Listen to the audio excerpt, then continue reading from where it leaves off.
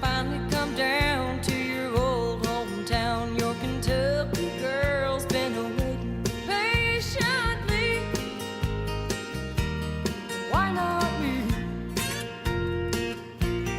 Why not me on a rainy day? Why not me to love your cares away?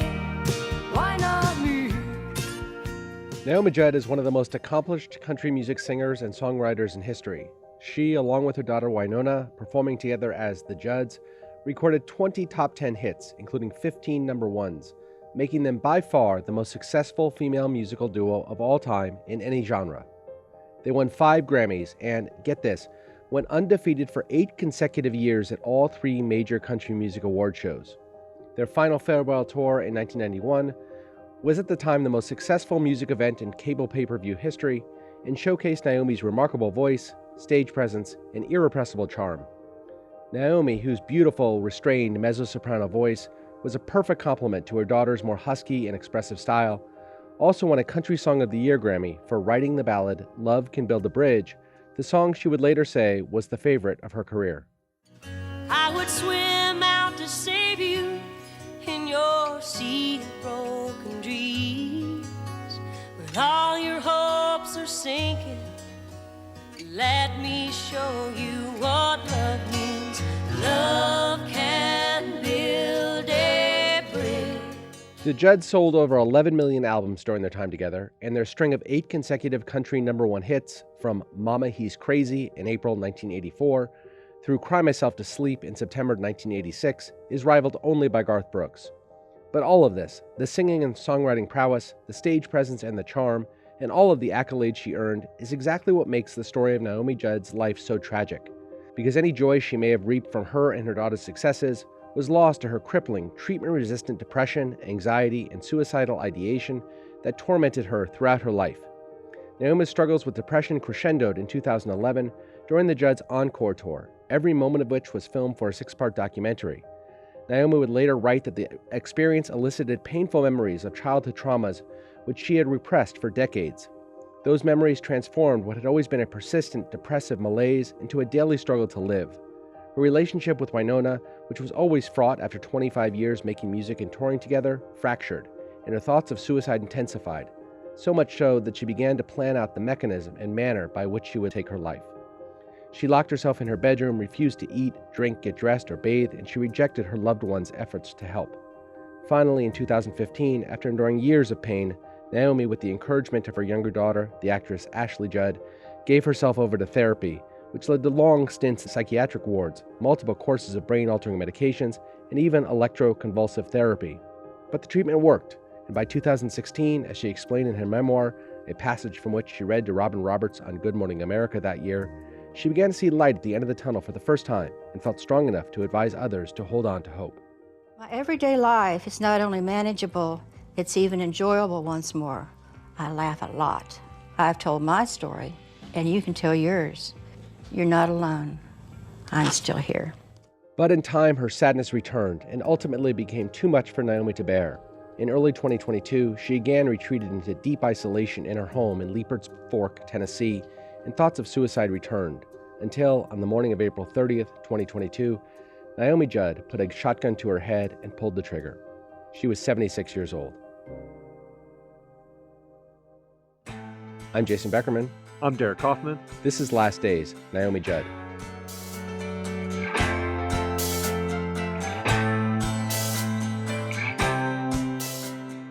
The story of Naomi Judd's last days and the depression that led her to suicide can only be told with an understanding of the world in which she was raised.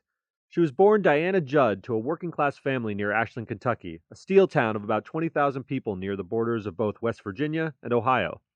She would say that it was a town of conservative values where children were encouraged to keep quiet and respect the elders. And so, when Naomi was systematically sexually assaulted by her mother's brother, beginning when she was just 3 years old, she didn't tell a soul, and she would later say, even if she had said something, no one would have listened. She wrote in her 2016 autobiography that by the time she was 22, she'd been sexually abused multiple times by multiple people, first by her uncle, and later by a high school football player who date raped her the night before her senior year of high school. When she called him to say she was pregnant, He apparently responded, "Tough luck, kiddo," and hung up the phone. Despite the trauma of the event, the result 9 months later was the birth of Naomi's first daughter, Winona. Ultimately, Naomi and Winona would reach dizzying levels of fame and wealth, but for the time being, they lived in hand to mouth poverty, a condition that persisted through Naomi's first marriage at age 22 to a man named Michael Simonella, about whom she would later say she had to marry the town jerk to have a roof and a name. Naomi and Simonella had daughter Ashley in 1968.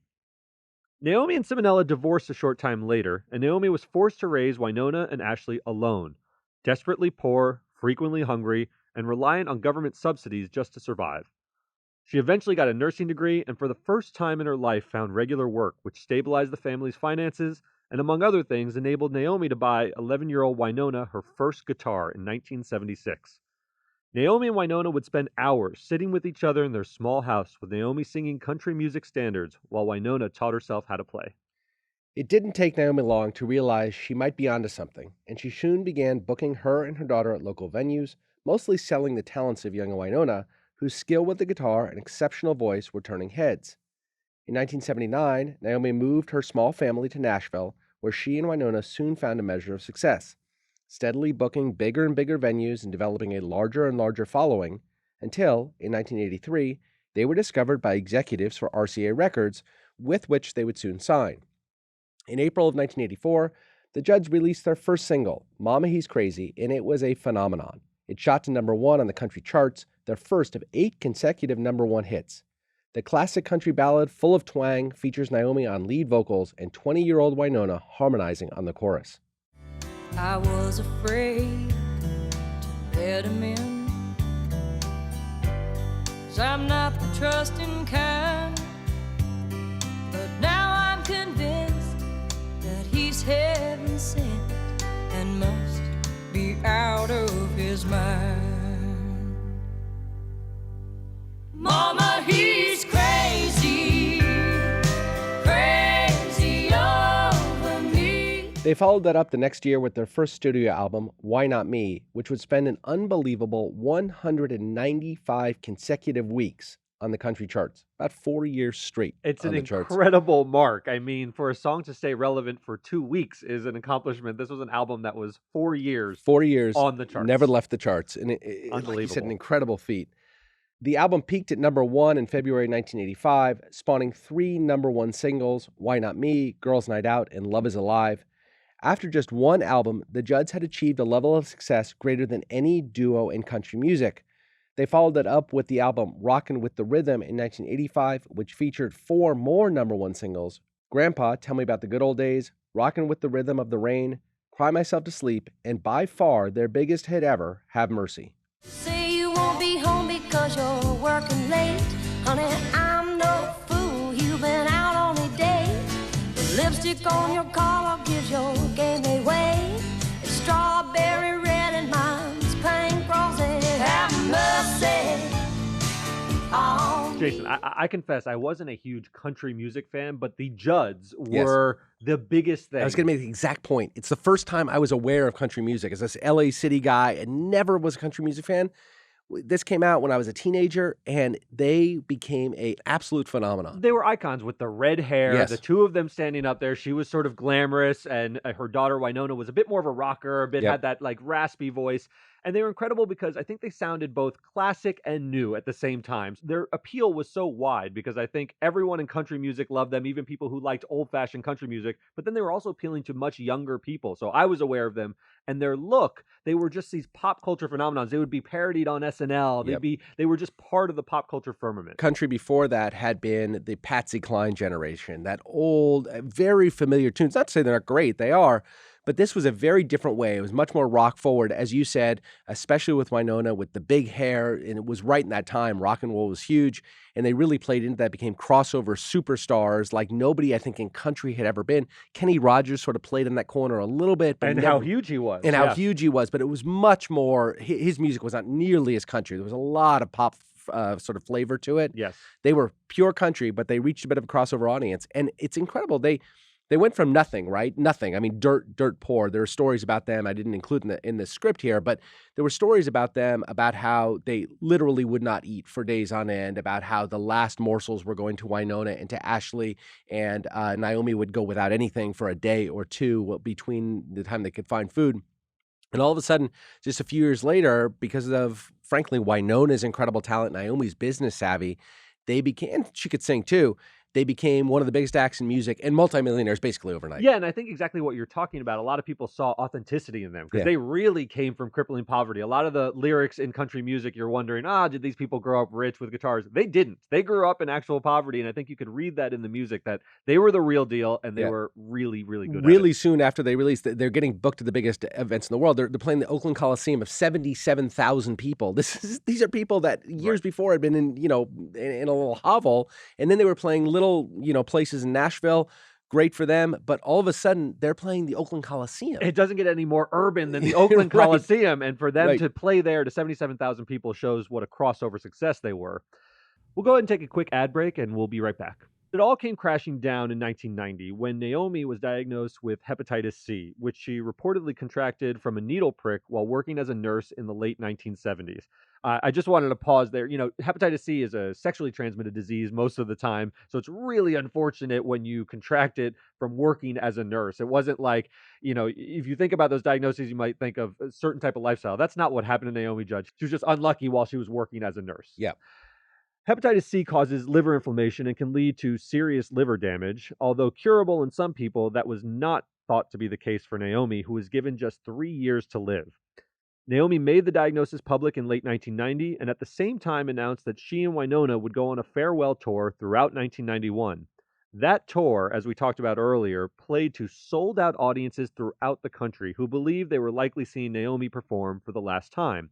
And it spawned the biggest pay-per-view event in music history as Naomi said goodbye. And that is just a staggering statistic because you don't expect that the Judds would be the biggest pay-per-view event. But to that point in time, that was it. That farewell tour, people wanted to see Naomi sing for one more moment.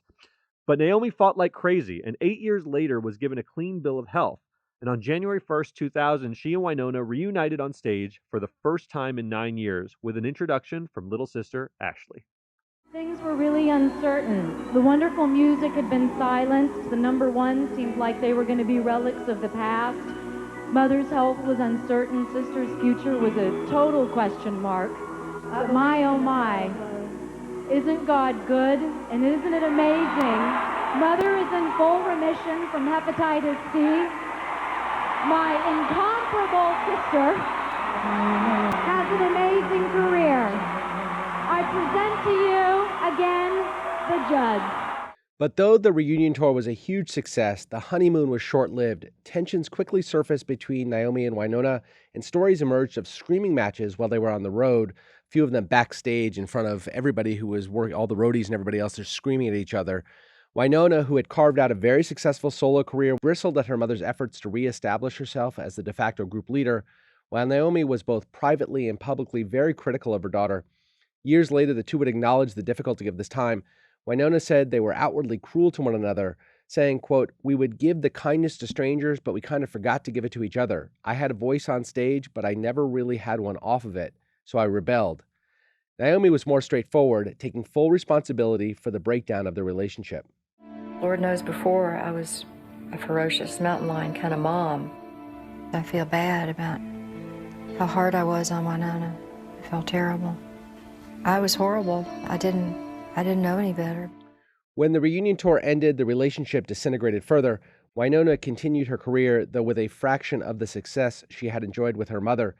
Naomi turned to television, hosting Star Search with Arsenio Hall, a morning talk show on the Hallmark Channel, and various country music competition shows. But it was now that she first demonstrated the behavior that would become so familiar later on, locking herself away for days at a time, missing appearances, and refusing to engage with her family, going months without seeing either of her daughters. Both mother and daughter spent frivolously. Winona, in particular, squandered millions on outlandish vacations with friends and private jets, drifting towards bankruptcy by 2005. They spent years estranged while fighting their respective demons before financial necessity compelled them to reunite in the late 2000s and embark on their, quote, last encore tour in 2010 and 11. The tour, as noted earlier, was filmed as the centerpiece of a 6-part documentary in which Naomi was forced to confront questions about her childhood trauma. She later penned an essay for NBC News stating the documentary forced her to deal with, quote, all the stuff that happened to me, so it came out sideways as depression and anxiety. She said that when she returned home after the tour ended, she went to bed and didn't get up for weeks or even practice normal hygiene.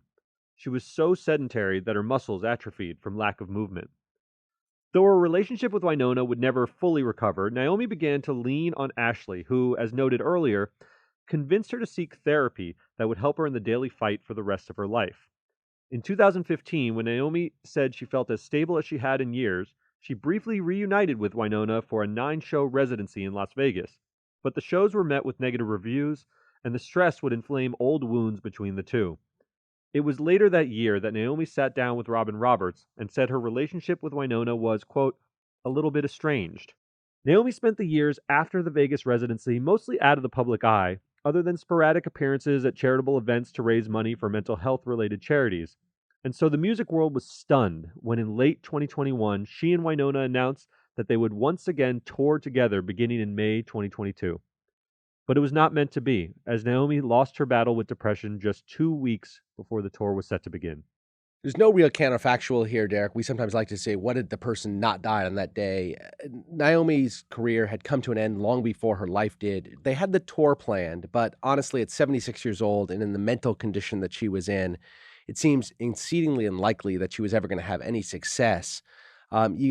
You mentioned during the Whitney Houston podcast, and I think it's right here as well, what she really missed out on was that final lap, that victory lap of her career, of her life, to go on stage, not so much to sing, but to receive the adulation from the legions of fans that had grown to love her. I think that's exactly right. Part of their brand, truly, the Judds, was that they were warring so much after that 1991 tour, which was really the peak of their success in the 80s, and then that pay-per-view event. That was sort of the conclusion of their gigantic pop culture presence. And then they became sort of this sideshow where they would bicker a lot. I think if she had lived, you might have seen more of that. But I would hope that as a mother and daughter, over time, these hard feelings tend to soften a bit, and you begin to see sort of the end is coming up, and you heal some of those things. I hope that they would have done more of that, because the public's view of the Judds was that they were still at loggerheads. And then you saw this tour coming up where it was like, oh, in 2022, they're going to get on stage and they're going to love each other once again. And that would have been a better conclusion to the whole thing. Yeah, obviously what you're saying would be great, but just the facts don't really match up. I mean, Winona was really facing these issues of compulsivity. She would spend like crazy. She put on 100 pounds and then lost about 75 of it and then put the 100 back on again. Yeah. She would go through these huge vacillations. We talked about the fact she would have the private jets. Every penny she earned, she seemed to spend. I mean, they must have made tens of millions of dollars, and she was on the verge of bankruptcy a couple of times, and she would rely upon her mom. And I don't know that it's true for this tour that was scheduled for 2022 or not, but they would schedule these tours for financial reasons as much as anything else. And it didn't seem like the foundation on which you could build a healthy, sustainable future, putting aside the fact Naomi's 76, and only has so many years of singing left, even in the best of times.